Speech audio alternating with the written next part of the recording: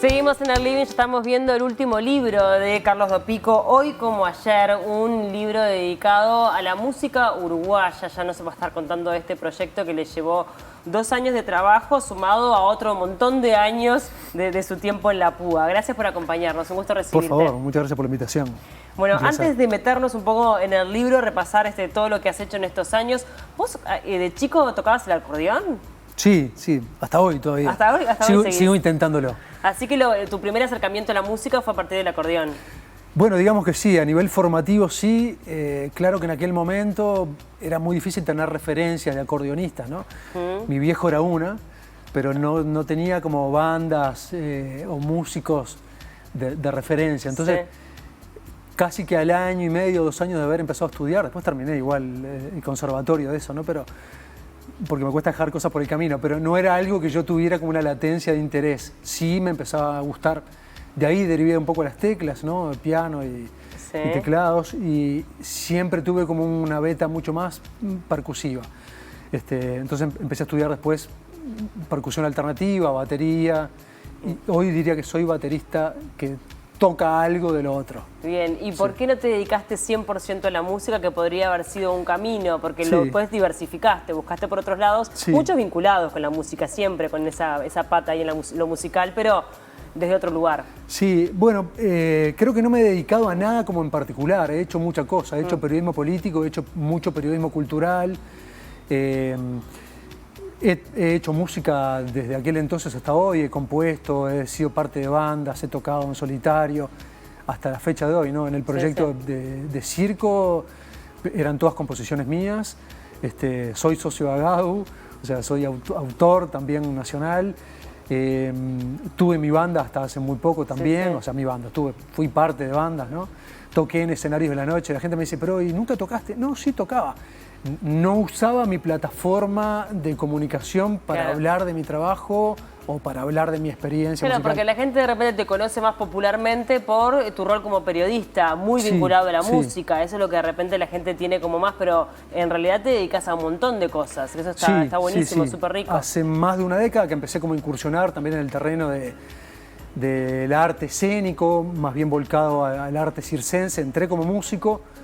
Derivó en un montón de cosas. Hoy soy algo acróbata, algo equilibrista, manipulador de elementos poco convencionales.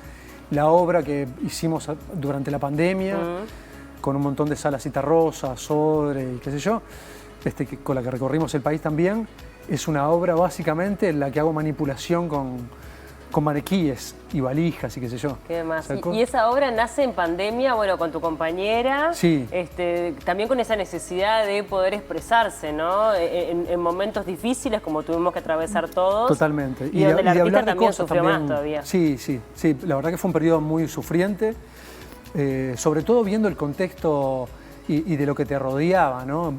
No tanto por sufrirla en carne propia, que sí, pero uno tiene como más herramientas para poder sobrellevar eso, ¿no? Entre otras cosas como una familia constituida o instancias de creación, ¿no? Esa posibilidad, ¿no? O sea, tenemos los elementos, las condiciones y la contención nuestra para hacerlo. Hay un montón de gente que no tenía nada de eso, que de hecho hoy vemos lo que ha sido el lastre de la pandemia. Entonces nos da oportunidad de hablar de un montón de cosas muy complejas de la sociedad, del ser humano a nivel global. Y sí, fue una experiencia súper linda. Nosotros veníamos de trabajar siempre como en grandes compañías, con volumen de artistas de distintas disciplinas. Es un poco más contenedor.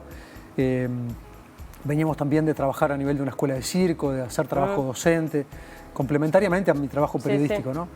Y claro, la pandemia se cortó todo eso, se cortó la posibilidad de la docencia, por lo menos en ese formato de presencialidad. Se cortó la posibilidad de actuar, entonces dijimos, bueno, recluyámonos a crear, armemos algo de esto, con la potencia que creemos que tiene que tener lo que queremos decir, y sí, fue muy interesante.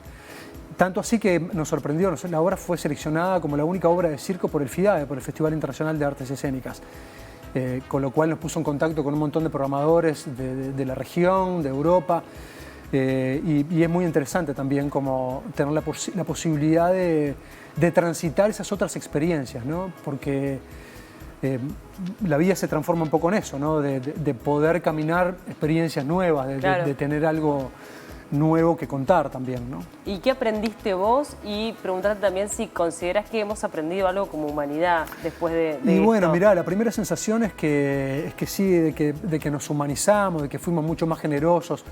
Yo tengo una visión un poco más contraria a eso. Creo que no desarrollamos tanto esa beta como creemos haber desarrollado. Creo que fuimos bastante más egoístas que eso. Es muy complejo, ¿no? Entonces también la mía es una mirada subjetiva del asunto. Claro, pero, sí, como la de todos en realidad. pero sí, yo creo que eso nos confrontó hasta último momento, ¿no? Y también trasladó la cultura en una confrontación, ¿no? El pase verde fue una confrontación enorme, ¿no? De hacer un espectáculo para que solo ingrese determinado tipo de persona. Sí, una segregación ahí rarísima. Fue tremendo, la verdad que yo lo viví como una época muy turbulenta, ¿no? Vuelvo a decir, con eso que tenía herramientas, y tengo herramientas incluso hasta psicológicas, pero no todo el mundo las tenía. Fue una época muy compleja, fue un golpe muy grande para el sector que defiendo, que milito, que acompaño. Claro. Sí. ¿Y el tema del periodismo cómo es que nace en vos? Mirá, sí. La idea primero de estudiar comunicación y después el desarrollo. Es muy loco porque no tenía tampoco referencias periodísticas. En mi casa eran más bien trabajadores, comerciantes, ama de casa. Siempre fui muy de ver hacer cosas, ¿no? Si bien mi viejo tenía esa beta musical, tampoco era una beta que tenía muy desplegada dentro de la casa. Era como algo que había hecho más en su juventud, pero no era la que en ese momento lo identificaba. Sí. Pero yo a los 6 años, no, 6 años no, en sexto de escuela ya tengo una libreta en la que distintos compañeros nos manifestábamos qué queríamos hacer, ¿no? No me acuerdo ni por qué surgió esa inquietud, pero yo ya ponía que quería ser periodista desde ese momento. Yo estaba marcado. No tenía ni idea por qué, me gustaba como la radio, me gustaba como esa magia, me gustaba esa cuestión de la impresión del diario en papel, de leer, de una selección de información. Ya jugaba un poco a eso, pero después lo empecé a tomar como profesionalmente y me fascinó. Incursioné como en distintas cosas, ¿no? Como te contaba, yo fui parte de un programa que se llamaba Mundo Cañón.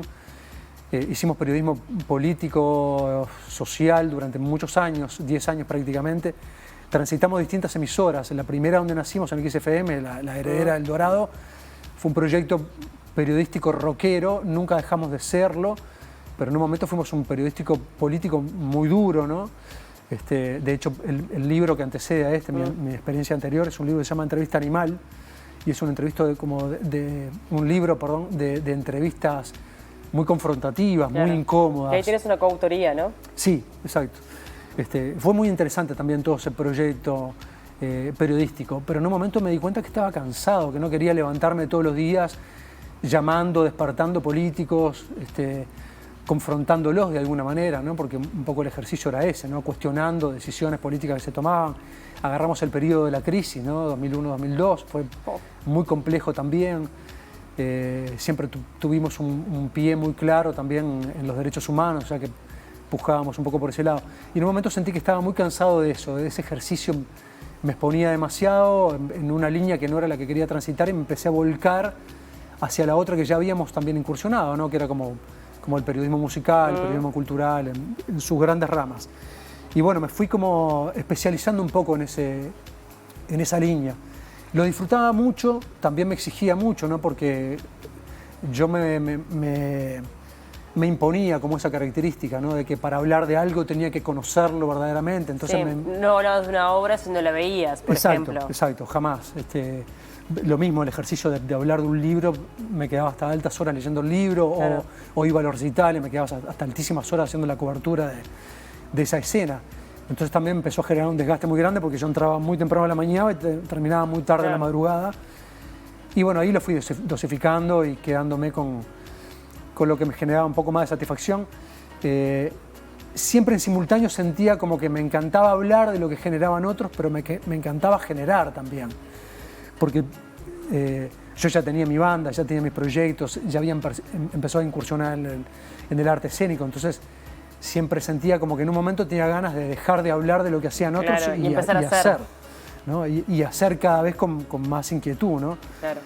Y con más proyección. Y bueno, de ahí surgieron giras internacionales y ya poder trabajar también de eso otro que en un momento era quizá un hobby, quizá yo no me había dado cuenta de que había empezado a ganar tanto terreno, ¿no? Claro.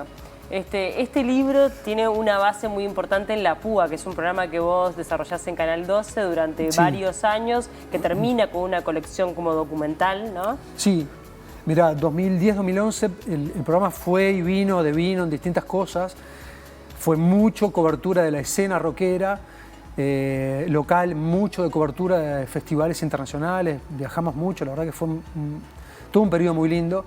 Pero siempre tenía ganas como de desarrollar algo que me había generado inquietud, que era eso, como transitar un poco más el género documental a la televisión, no hacer cosas tan pasatistas o tan sujetas a la agenda, sino ser un poco más revisionista. O sea, yo de hecho entro al canal con esa lógica. Yo hacía una columna en planta baja que era una columna como de archivo de la música del Uruguay, ¿no? Incluso épocas que yo no había vivido, pero que me generaba inquietud poder hablar en función de ellas. Y durante 2 años desarrollamos un ciclo que era La Púa de Colección, que era eso, eran todo un programa dedicado a un álbum y la intención era convocar a todos los que habían participado en la grabación de ese álbum, músicos, compositores, letristas, diseñadores de tapa, ingenieros de sonido, siempre convocando además un periodista o un comunicador que hablara, que diera una mirada externa a la mía propia. Y bueno, y generamos ese material que era realmente una locura procesarlo. Yo me acuerdo que no había tiempo para hacerlo físicamente, editarlo en el canal, porque teníamos muy pocas horas de edición. Entonces yo me llevaba todo a mi casa, los brutos, transcribía mucho y generaba una preedición en papel de lo que al otro día iban a ser los cortes o los primeros cortes para después sentarme realmente en la isla y poder dedicar el grueso del tiempo, claro, como al corte fino de la edición. Entonces ya de aquel momento yo ya había empezado a conservar un montón de transcripciones. Tengo los brutos en mi casa de mucho de ese material. Otro tanto perdí, otro tanto tuve que salir a recuperarlo, otro tanto fui transcribiendo de los programas mismos. Pero bueno, lo loco de todo eso que era un programa que se emitía muy tarde a la madrugada. La grilla artística del canal no generaba espacio posible para que un programa cultural de este tipo tuviese una cabida. No hablo en prime time, pero de repente sí, a las 11 de la noche, 11:30, 12.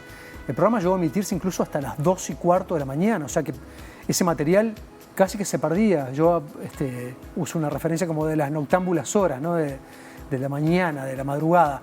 Y sí, es que mucho se emitió ahí. Y si bien ya existía el internet, porque existía la posibilidad de que alguien desde el exterior pudiera ver el programa, era efímero. La posibilidad de que eso se registrara o se levantara en YouTube, son muy pocos los casos. Y además eran otros tiempos donde tampoco estaba tan popularizado el YouTube y demás. No, exactamente. Entonces, la mayoría se perdió. Claro que el canal lo tiene respaldado algunos en DBCam, otros en MiniDB. Supongo que ahora ese material debe estar digitalizado, ya procesado, sistematizado. Pero en aquel momento no. Entonces yo siempre sentía como esa incomodidad de tener un insumo de material muy grande yo en mi casa. O sea, son historias y anécdotas que ya conozco, o sea, solo quería volver a contarlas y ante la posibilidad de que eso en algún momento se perdiera completamente, empecé a coquetear con la idea de hacer un libro. Claro que editorialmente es muy complejo seducir para que eso vuelva a tener interés, es muy complejo convencer a una editorial de escribir un montón de material. Yo no quería aburrirme en el proceso tampoco, entonces lo que descarté de plano fue volver a escribir un capítulo de cada disco. Eso ya lo había hecho, era un ejercicio que ya había asumido. Entonces, para provocar un poco más de interés propio y ajeno, se me ocurrió como trazar líneas que los atravesara a los álbumes desde otros lugares. Bien. Y que conviviera un álbum con el otro. A nivel comparativo de repente con otros álbumes de otras partes del mundo. Del mundo sin duda, y eso es lo que intento hacer como cada capítulo abre un poco con esa lógica, ¿no? ¿Qué pasaba en el mundo en este sentido? Y después sumergirme en los álbumes a nivel local. Pero poder comparar de repente un álbum de 1972 de Montevideo Blues, uno de los primeros proyectos de Gastón Ciarloldino, con uno de los últimos álbumes que abordo en el libro, también como para tener una distancia de perspectiva histórica, que es El Amanecer Búho de Los Buenos Muchachos, 2004. ¿Cómo se graba un disco en el 72? ¿Cómo se graba un disco en el 2004? ¿Cuántas veces se maqueteaba? El de Amanecer Búho se maqueteó 2 veces para después entrar a grabarse. Lo iba a editar una compañía internacional, la crisis hace que no sea posible, la banda invierte hasta lo que no tenía y pide prestado para grabar ese disco en una tercera opción. Y el disco de Montevideo Blues es un disco que se ensaya mucho y se entra a grabar a una madrugada y a la mañana ese es el máster. Sale, claro. O sea, eso es lo que se fabrica y lo que llegamos a escuchar. Entonces, Sí. esas perspectivas era lo que me resultaba más interesante y es básicamente lo que tiene el libro, que transita en ese caso como de libro musical, histórico, de los cuales hay muchos. Para mí una referencia de las Cuevas al Solís de Fernando Peláez, o El Montevideano de Mirita Alfaro sobre Jaime Ross, Sí. o Razones Locas sobre Eduardo Mateo, escrito por Guillermo Alencar Pinto. Pero lo que tiene es esa transversabilidad, o sea, lograr mostrarte en perspectiva y contexto histórico qué pasaba en cuanto a la grabación Exacto. de esos álbumes, ¿no? Cómo los atravesó la crisis, qué se tomaba Que hay un cuando se contexto grababa. histórico, claramente, que acompaña, ¿no? Sí. Y que más tiene que, capaz que influye también en lo artístico, probablemente también, se haya visto ahí la consecuencia. Lo bueno que no es un libro que sea únicamente para melómanos, o sea, para gente que sepa mucho de música. Cualquiera puede acercarse a este libro y a partir de allí descubrir la historia de un montón de artistas. Claro, son todos conocidos, todos renombrados, está clarísimo, Sí, ¿no? sí. Es muy interesante porque tampoco es un libro solamente de rock, ¿no? O sea, es un libro de rock pop uruguayo que incluye el álbum más rockero quizá de Jaime Ross, o por lo menos el que no incluye murgas. Sí. Incluye un disco del Darno, ¿no? El Sansueño Sí, del Darno. claro. Incluye Fernando Fernando Cabrera. Entonces no es un libro exclusivamente de álbumes de rock o de pop, hay aledaños. Está Fernando Cabrera, como decíamos, está Jaime, está Los Estómagos, está Los Traidores, está Abuela Coca, está La Vela Puerca, está No Te Va a Gustar, está Cabrera, está Dino, está Darno Jans. Verdaderamente es un libro, está Peyote Asesino, está Bufón, está Astro Boy, hay mainstream y hay discos que no lo fueron, está Sórdromo. Hay discos de mucha proyección internacional, como el Terraja del Peyote Asesino, y hay otros que solo tuvieron una edición local, que no fueron reeditados, que no tuvieron la atención que tendrían que haber tenido. Entonces contrapone un poco todo, ¿no? Distintas generaciones, distintas técnicas, cómo grababan, ¿no? Con qué instrumentos tocaban. Algunos hicieron sus propios instrumentos, otros se los prestaron, otros ensayaban con una valija haciendo la batería por las calles de la ciudad. Sí. Otros pudieron tener la posibilidad de ir a un mega estudio en Los Ángeles y recorrer un hangar con miles de baterías donde el mismo Charlie Watts seleccionaba la suya para grabar, ir a seleccionar el tambor que quiero tener, ¿no? Otros no tenían esas posibilidades. Entonces es muy dinámico y entretenido eso, confrontar, ver, porque es una identidad que de alguna manera también nos construye, ¿no? Totalmente. No somos una cosa, no somos un estilo de música, no somos una generación, no somos un periodo, somos una tantas mezcla, cosas. totalmente. Bueno, Hoy como Ayer está disponible en todas las librerías del país. Sí. La verdad que es un libro maravilloso para tener tipo colección, porque creo que es Muchas un libro gracias. para releer en varias oportunidades, ¿no? Para tener esos datos y de repente refrescarlos en una charla con amigos o en un intercambio. Que son Me preguntaban, muy ¿es un valiosos. libro de estudio? Bueno, no lo planifiqué de esa manera, pero es muy interesante que un libro de estudio sea narrado por sus protagonistas. Claro. Hay más de 150 entrevistas, hablan ellos. Yo solamente los voy guiando, voy haciendo como preámbulos, voy como convidándoles. Habla a los músicos. Sé que te quedó mucho material afuera porque tenías muchas horas de grabación. Se vendrá capaz que más adelante una segunda edición, no sabemos. Ojalá, en principio lo pensamos como un sacrificio artístico. Bien. Creo que lo mejor sin duda está dentro de esta selección. Quedaron cosas muy ricas afuera, pero de capítulos enteros, o sea que son otras transversabilidades las Por que eso. quedaron. Pero es muy difícil pensar como en tomos o secuencias o ciclos de ediciones. Es muy difícil de editar. Sí. Le agradezco enormemente a Julián y a Penguin Random House por haberse comprometido, involucrado y también apostado en esto. Es un libro poco común también. Sí, totalmente. Sí. Y además es un libro muy importante para que lo Sí, vean por muy ahí. O sea, es un voluminoso. libro voluminoso para entretenerse, no sé cuántas páginas son, No pero es para el muchísimas. bolsillo del caballero de la cartera de Sí, dama, más de puede 600 romperlos. páginas. Sí. Sí. Así que nada, bueno, felicitaciones por Muchísimas el gracias libro. por el convite. La verdad que fue un trabajo divino y bueno, muchas gracias por Muchas acompañarnos. gracias. Un gusto Gracias a recibirte. ustedes.